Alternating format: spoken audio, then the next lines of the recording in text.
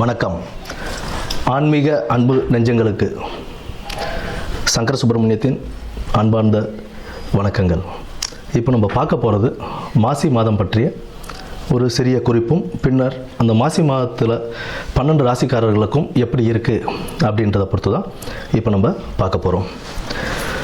இந்த மாசி மாதம் அப்படின்னு எதுக்கு ரொம்ப சிறப்பு வாய்ந்ததாக இருக்குது அப்படின்னு பார்த்தோம்னா, ஆன்மீகம் மற்றும் தெய்வ வழிபாடுகள், ஆன்மீகம் சார்ந்த எந்த ஒரு காரியங்கள் செய்கிறதாக இருந்தாலும் தெய்வ வழிபாடுகளுக்கு உகந்த ஒரு மாதமாக இந்த மாசி மாதம் ஒரு சிறப்பான மாதமாகவே இருக்குன்னு நம்ம சொல்லலாம்.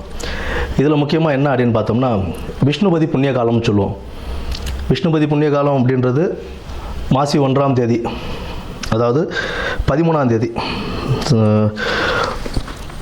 தேதி மாசி மாத பிறப்பு அன்னைக்கு நமக்கு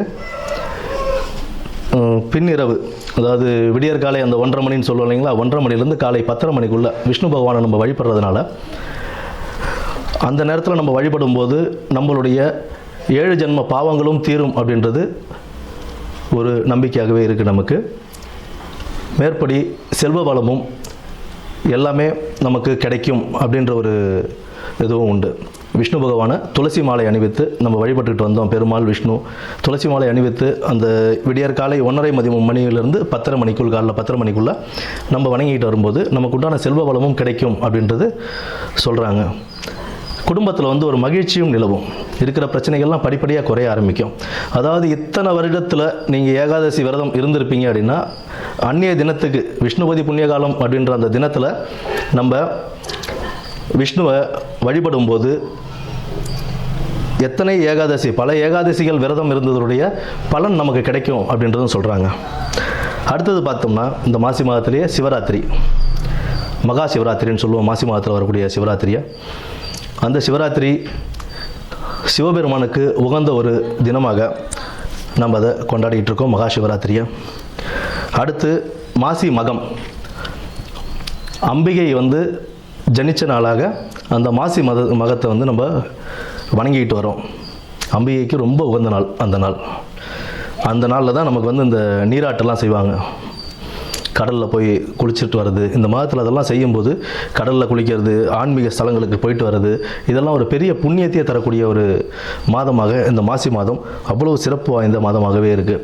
இந்த மாசி மாதத்தில் பெண்கள், திருமணமான பெண்கள் தாலி பிரித்து கோத்தாங்க அப்படின்னா அவ்வளோ விசேஷம். அடுத்தது இந்த பூணல் அணிவிக்கும் இதுவும் சொல்லுவாங்க. மாசி பூணல் பாசி படியாதுன்னு சொல்லுவோம். மாசி மாதம் பூணல் அணிஞ்சால் அவ்வளோ விசேஷமாக கருதுவாங்க. புதுசாக பூணல் போடுறாங்க அப்படின்னா, யஜ்ஞோபவிதாரணம் செய்கிறாங்க அப்படின்னா, அதுக்கு மாசி மாதத்தை மேக்ஸிமம் ஆட்கள் மாசி மாதம் தான் தேர்ந்தெடுப்பாங்க. ஏன்னா அவ்வளோ விசேஷமான ஒரு மாதமாக இந்த மாசி மாதம் இருக்குது. அது மட்டும் இல்லாமல் புனித நீராடுதல், விரதங்கள், குலதெய்வ வழிபாடு, இதெல்லாம் நம்ம பண்ண இந்த மாதத்தில், இந்த மாதம் ஃபுல்லாகவே ஒரு சிறப்பான மாதம் தான்.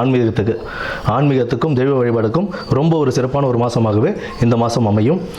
இனி வரப்போவது 12 ராசிகளுக்கு உண்டான பலன்களை என்னன்னு நம்ம பார்ப்போம். நன்றி. வணக்கம். உத்திரட்டாதி நட்சத்திரம். உத்திரட்டாதி நட்சத்திரக்காரங்களுக்கு இந்த மாசி மாதம் எப்படி இருக்க போகுது?